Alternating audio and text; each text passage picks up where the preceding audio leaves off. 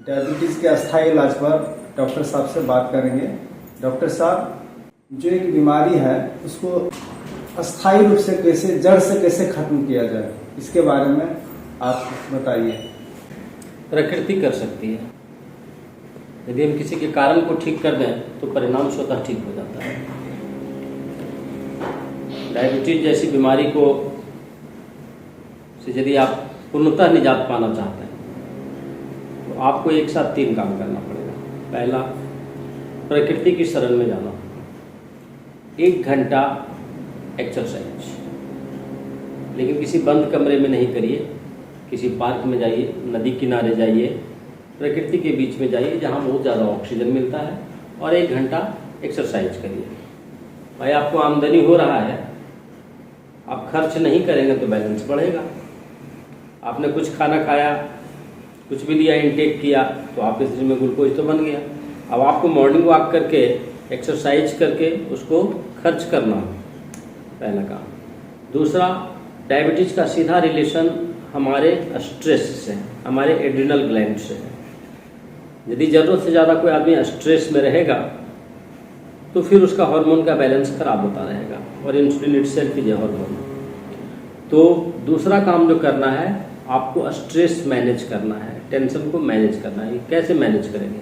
ये प्रकृति मैनेज कर सकती है। उगती घास, खिलते फूल और बहती नदियों, इनके बीच में रहिए।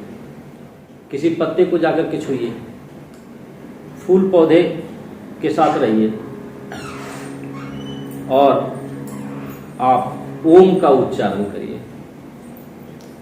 कहीं भी आप बैठ जाइए, नदी किनारे, पेड़ किनारे, घर में जहाँ एकांत में कोई जगह हो, आप आंख बंद करिए, मोबाइल बंद करिए और लाइट बंद करिए। 3 चीज़ को बंद कर दीजिए, और उसके बाद ओम का उच्चारण करिए। जैसे ओम।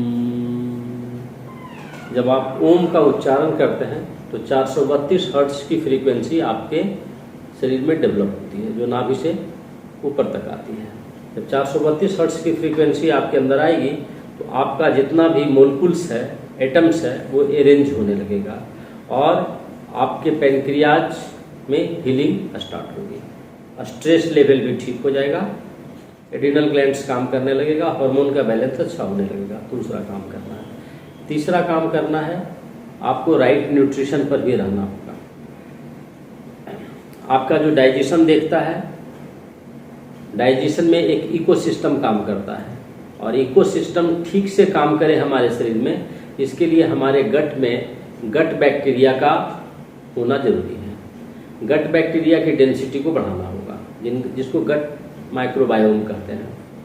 जब गट माइक्रोबायोम कम हो जाएगा तो डाइजेस्टिव सिस्टम खराब होने लगेगा, और जब डाइजेस्टिव सिस्टम खराब होने लगेगा तो एक गलत मैसेज हमारे ब्रेन को जाने लगेगा, और हमारा एंट्रिक नर्वस सिस्टम भी वहाँ डिस्टर्ब होगा। जब एंट्रिक नर्वस सिस्टम डिस्टर्ब होने लगेगा और बैड बैक्टीरिया ज़्यादा बढ़ने लगेगा, वहीं पर गलत सिग्नल के चलते ऑटो इम्यून डिजीज खड़ा होने लगेगा। टाइप 1 डायबिटीज एक ऑटो इम्यून डिजीज है। ऐसी कहा जाता है, ऐसी मान्यता आजकल फैल गई है कि ऑटो इम्यून हो गया एक बार तो ठीक नहीं हो सकता है। सवाल ये होता है कि आप रिजल्ट को ठीक कर रहे हैं, कारण को ठीक नहीं कर रहे हैं। ऑटो इम्यून के चलते डायबिटीज हो गया, अब आप डायबिटीज को ठीक कर रहे हैं तो कभी ठीक नहीं होगा। ऑटो इम्यून हुआ क्यों? ऑटो इम्यून का कारण क्या था? वो था आपका गट बैक्टीरिया, उसका घट जाना।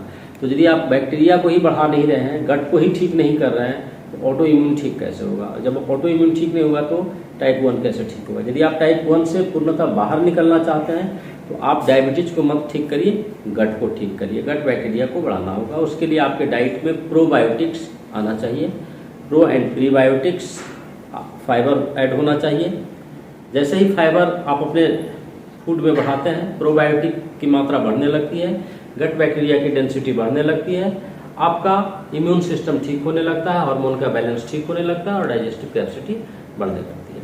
ये 3 काम आपको करना होगा। एक, राइट न्यूट्रिशन पर रहना होगा, स्ट्रेस मैनेजमेंट करना होगा, और हर परिस्थिति में आपको प्रकृति के बीच में 1 घंटा, या तो मॉर्निंग वॉक करिए या इवनिंग वॉक करिए, लेकिन प्रकृति के बीच में रहिए जाकर के। ओम का उच्चारण जरूर करिए।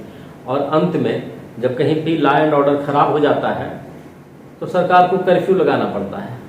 कर्फ्यू से देश नहीं चलता है, देश चलता है लोकतंत्र से, ठीक है ना। ये सारी चीजें लोकतंत्र है, लेकिन इमरजेंसी में कर्फ्यू भी जरूरी होता है, तो कुछ मेडिसिन की भी जरूरत पड़ती है। इमरजेंसी केसेज में कुछ दिनों के लिए, साल भर, 6 महीना, 2 साल तक आप कुछ मेडिसिन भी चला सकते हैं, लेकिन वो प्राकृतिक मेडिसिन चलाइए।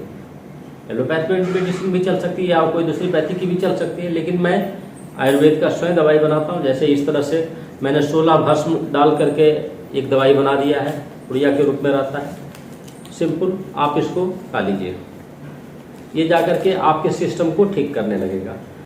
दवाई दूसरी भी हम बनाते हैं जो टेबलेट फॉर्म में रहती है, 2-2 टेबलेट सुबह शाम खा लीजिए। लेकिन ये केवल दवाई खाने से ही डायबिटीज ठीक हो जाएगा, ऐसा नहीं है। ऐसी जो मान्यता फैल गई है कि डायबिटीज कभी ठीक नहीं होता है, वो इसलिए नहीं ठीक होता है क्योंकि वो डायबिटीज वाले व्यक्ति दवाई पर डिपेंड कर गए हैं और वो समझते हैं कि दवाई ठीक कर देगा। दवाई, मेडिसिन 30% से ज़्यादा काम नहीं करता, और मेरी मेडिसिन भी 30% से ज़्यादा काम नहीं करती है। 70% तो हम उसके ऊपर काम करते हैं, शरीर उसके ऊपर काम करता है। तो यदि आप पूर्ण जिम्मेवारी लेते हैं, और डायबिटीज ठीक होगा या नहीं होगा ये पेशेंट की जिम्मेवारी होती है। यदि पेशेंट 70% उसके लिए रिस्पॉन्सिबल है, 30% डॉक्टर भी रिस्पॉन्सिबल होता है।